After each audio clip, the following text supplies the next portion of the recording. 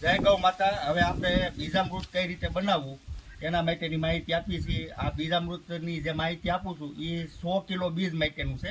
100 kilo બીજમાં કેટલી વસ્તુ જોઈએ એ પ્રમાણેનું માપ આપણે રાખ્યું છે. એમાં આપણે 20 લીટર પાણી જોઈએ.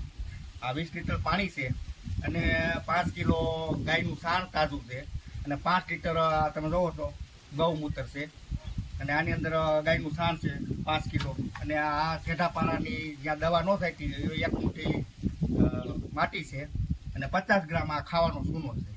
એને આપણે મિક્સ કરવાનું છે બીજામૃત બનાવવા માટે. આ 100 કિલો બીજ માટેનું છે. તો સૌપ્રથમ આપણે આ જે સાણ છે ગાયનું એને આપણે રબડી કરી લેવાની છે. પાણી નાખી રબડી બનાવવાની. તો એમાં આપણે થોડું પાણી એડ કરી દઈએ અને સારી રીતે આપણે એને મિક્સ કરી દઈએ. આ રીતે હાઈથી મિક્સ કરી અને સારીથી રબડી કરી નાખવાની છે. એક રહ થઈ જાય એવી રીતે આપણે રબડી કરી નાખવાની છે બીજામૃત બનાવવા માટે. આ રીતે રબડી થઈ જાય ને ત્યાર પછી એને પાણીમાં નાખી દેવાનું છે.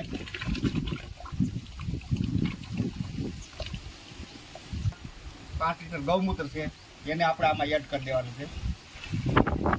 માટી છે એને આપણે નાખી દેવાની આમાં બધી.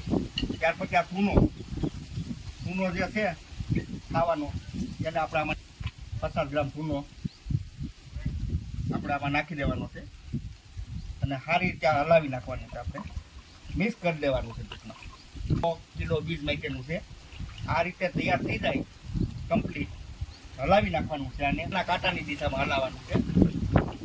આ રીતે મિક્સ કરીને ગમે કલકાર ઢાંકી દેવાનું છે. પ્લાસ્ટિક નહીં, આ કોથરો બોથરો ગમે એ રીતે આ ઢાંકી અને 24 કલાક રાખવાનું છે. 24 કલાક પછી આપણે આ બીજામૃત તૈયાર થાય છે. કાલે બીજામૃત બનાવ્યું એના 24 કલાક પૂરા થઈ ગયા અને ગાળ્યું છે. આપણે ગાળી અને પછી ઉપયોગમાં લેવાનું. આ બિયા છે આ 22 નંબરના એને આપણે પટ મારવાનો છે. તો આ રીતે આપણે ભરી અને આ રીતે પાણી ત્યાં છંટકાવ કરવાનો છે આખા બિયાની અંદર.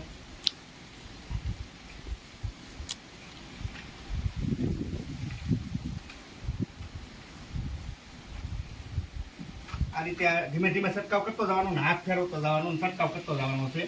એ રીતે ધીમે ધીમે છંટકાવ કરી દીધો છે. પછી આ રીતે મિક્સ કરવાનું છે. હાઈ છે આમ બાકી નોરીની જે કમ્પ્લીટ હાઈ છે આમ સારી રીતે મિક્સ કરવાનું છે.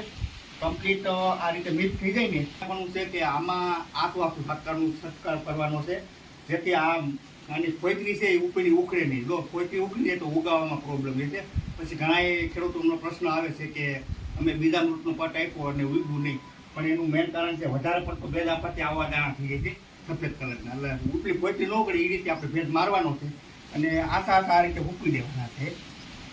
હા, આશા ઉકાઈ જાય આખાઈમાં ત્યાર પછી આપણે કમ્પ્લીટ ઉકાઈ ગયા પછી આનું વાવેતર કરવાનું છે.